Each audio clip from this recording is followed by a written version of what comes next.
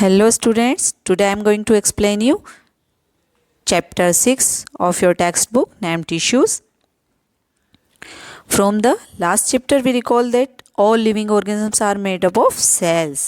हमने previous chapter में पढ़ा कि जितने भी लिविंग ऑर्गेनिजम्स होते हैं वो किससे मिलकर बने होते हैं, सेल्स से मिलकर बने होते हैं. In unicellular organisms a single cell performs all basic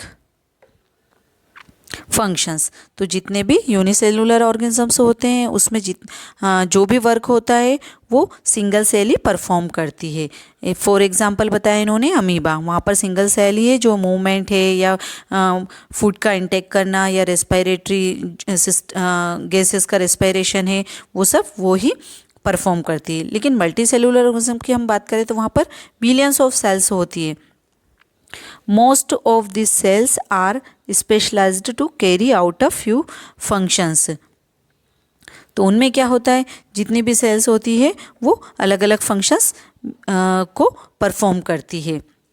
अगर हम या बात करें ह्यूमन बींग्स की, तो in human beings muscle cells contract and relax to cause movement.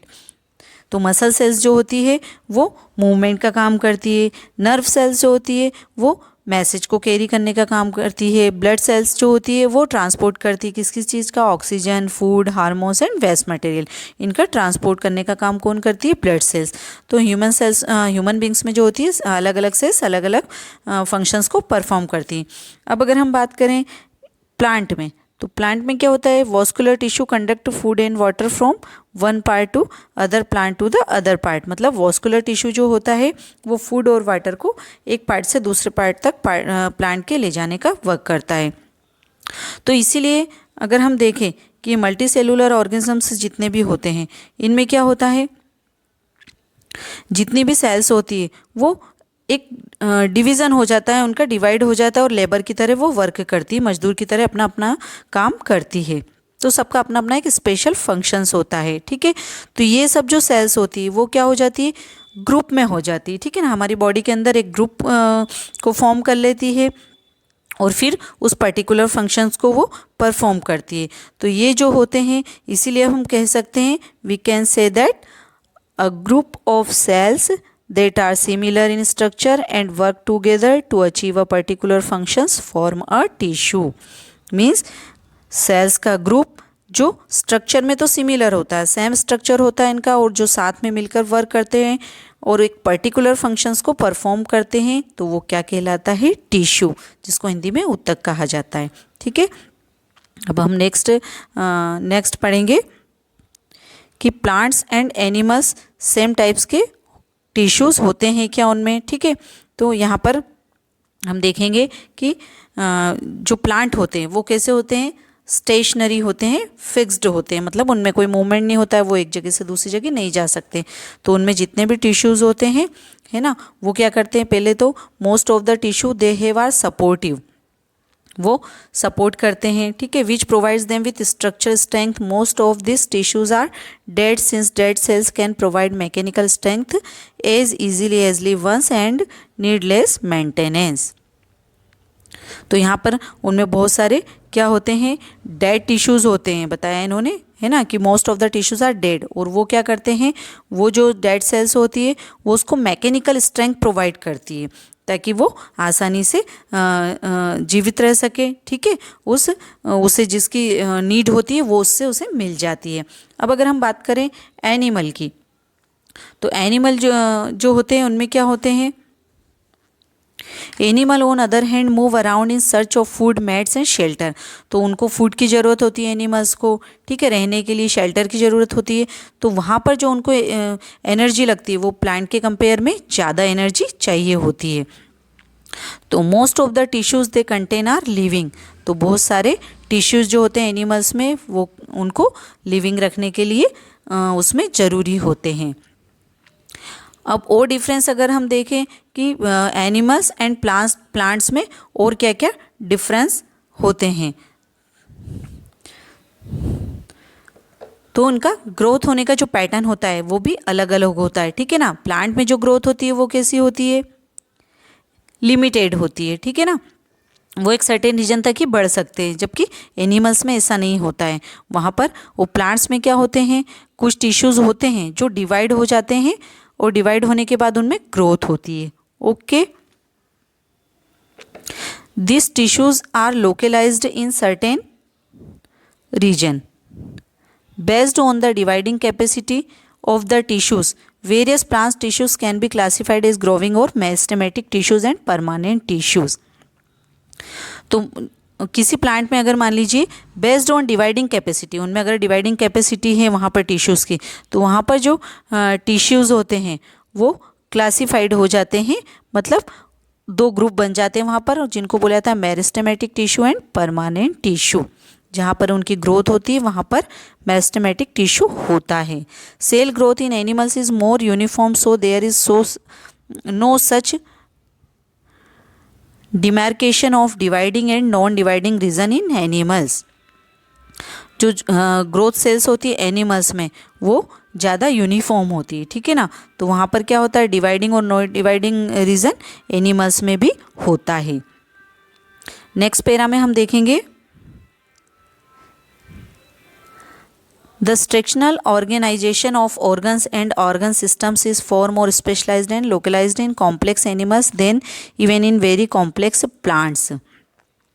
तो जितना भी स्ट्रक्चरल ऑर्गेनाइजेशन होता है, जितना ऑर्गन्स होते हैं जो भी एनिमल्स में, ठीक है ना, तो वो कैसे होते हैं, ज़्यादा कॉम्प्लेक्स होते हैं किसकी अपेक्षा, प्लांट्स की अपेक्षा। This fundamental difference reflect the different modes of life purposed by these two major groups of organisms, particular in their different feeding methods. Also they are differently adapted for a sedentary existence on one hand and active locomotion on the other, contributing of this difference in organ system design.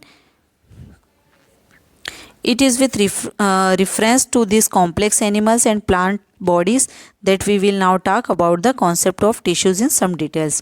तो यहाँ पर दोनों animal और plant में वो दोनों ही tissues की बात कर रहे हैं और उनके स्ट्रक्चर के आधार पर, उनके फीडिंग बेस पर कैसे वो खाना लेते हैं ना। और जो हम बात करें कि प्लांट की बात करें कि प्लांट में कोई मूवमेंट नहीं होता है, वो एक जगह फिक्स होते हैं, जबकि एनिमल्स में क्या लोकोमोशन होता है। तो उनके ऑर्गन सिस्टम, उनके डिज़ाइन सब कुछ अलग अलग होता है प्लांट्स और एनिमल्स में।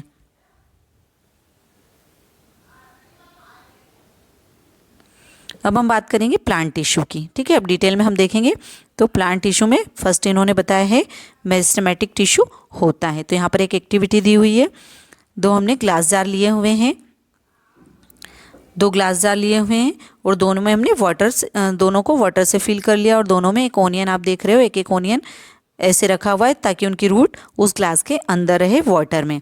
अब क्या करते हैं, 1 2 3 अलग अलग डेज में हम देखते हैं कि उसकी ग्रोथ कितनी हुई और उसकी जो रूट है उसके लेंथ को भी हम मेज़र करते हैं। लेकिन फोर्थ डे हम क्या करते हैं कि जो सेकंड जार है, जो सेकंड वाला जार है, उसकी हमको जो रूट है उसको 1 सेंटीमीटर कट कर देना है, ठीक है ना। और उसके बाद फिर हम ऑब्ज़र्व करते हैं कि किसकी लेंथ ज़्यादा है और किसकी कम है, ठीक है। तो आफ्टर दिस एक्टिविटी क्या क्या क्वेश्चन अराइज होते हैं कि which of the two onions has longer roots, इन दोनों ऑनियन में से किसकी लॉन्गर रहेगी, ठीक है ना, कौन सी कंटिन्यू ग्रोविंग हो रही है, ये सारे हम इस एक्टिविटी के बाद देख सकते हैं।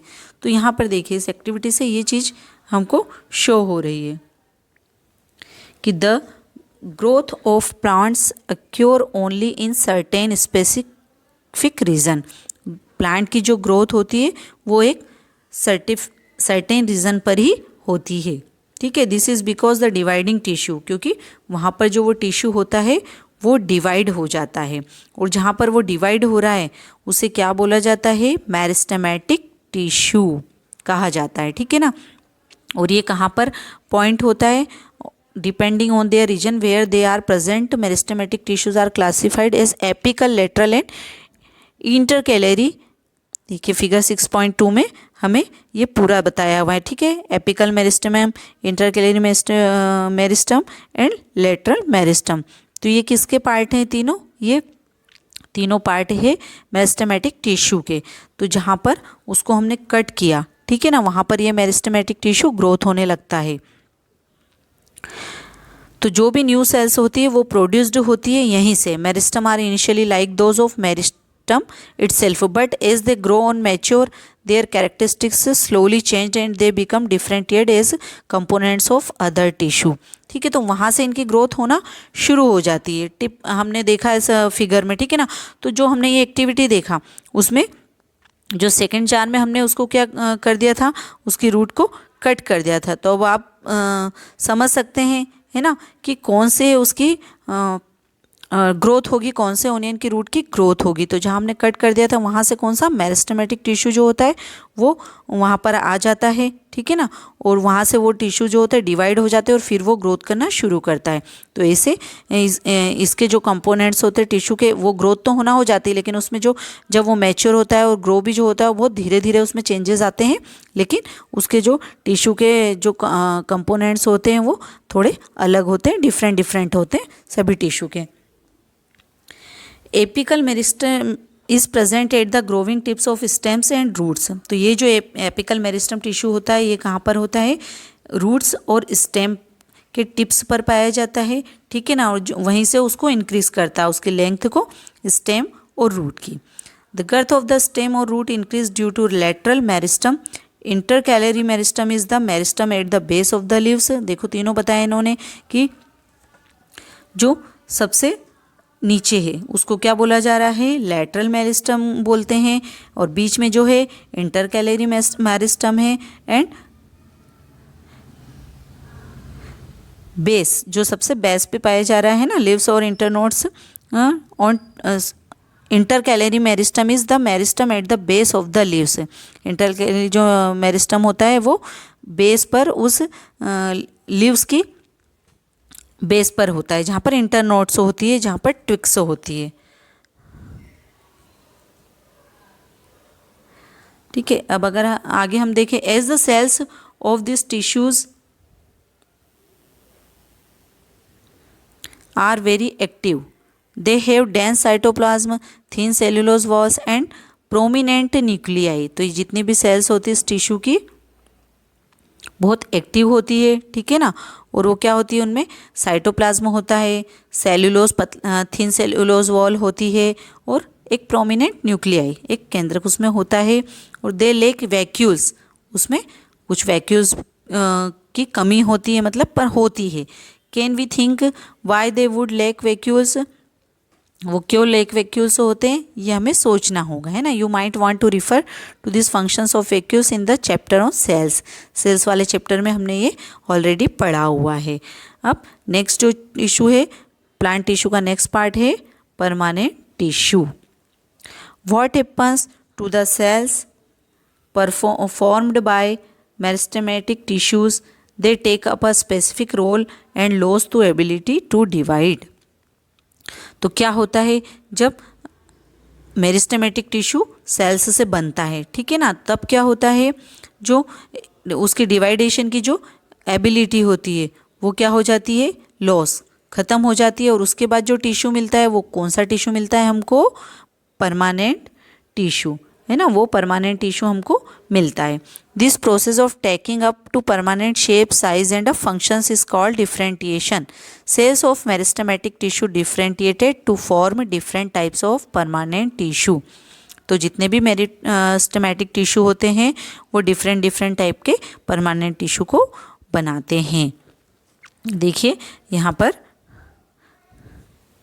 ये फिगर दिया हुआ है, इसमें पूरा बताया हुआ है, ठीक है ना, कि एक प्लांट स्टेम एक्टिविटी दिया हुआ है इन्होंने कि प्लांट स्टेम लेना है और उसमें से हेल्प ऑफ योर मतलब टीचर के हेल्प के साथ उसको एक स्लाइस को, उसमें से थिन स्लाइस को हमको निकालना है, उसका सेक्शन करना है, और उसके बाद उसको हमको सैफरन से उसको हम कलर कर लेंगे, और उसके बाद उसको किसमें ग्लिसरीन के ड्रॉप डालेंगे, और उसके बाद उसको कवर स्लिप मतलब उसमें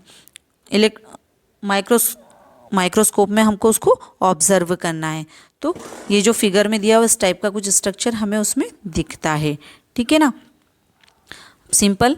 अब ये जो परमानेंट टिश्यू है ये भी, इसके भी टाइप्स हैं। तो फर्स्ट हम बात करेंगे सिंपल परमानेंट टिश्यू की, सिंपल परमानेंट टिश्यू।